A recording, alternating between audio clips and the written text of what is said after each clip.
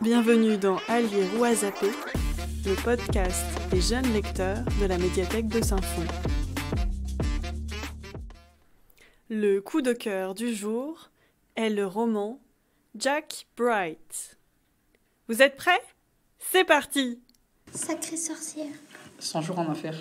Le journal de Gurty. Jack Bright. Sacrée sorcière. 100 jours en enfer. Le journal de Gurty. Quel roman présentes-tu ? Jack Bright. Qui est l'auteur du roman ? Cédric Janvier. De quand date le livre ? Il date de 2022. Comment as-tu découvert ce livre ? Je l'ai rencontré en CM1 dans ma classe. De quoi parle l'histoire ?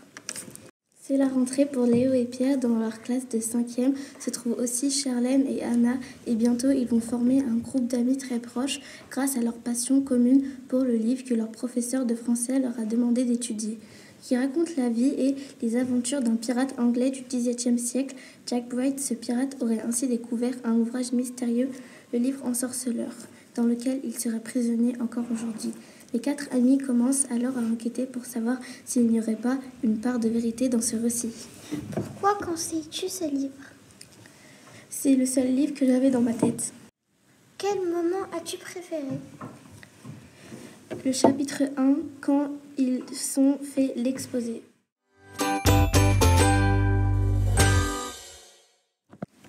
Moi, c'est Léo. Je suis l'intello de la classe, celui qui répond à toutes les questions, qui remonte ses lunettes sur le nez toutes les 2 secondes, celui qui préfère lire des livres plutôt que jouer au foot avec les copains, celui qui ne distinguait rien à devenir un courageux aventurier. Et pourtant, c'était le jour de la rentrée de 5e. J'étais à la fois excité et anxieux, pressé d'arriver au collège pour voir Pierre DU, mon meilleur ami, et impatient de débuter les cours.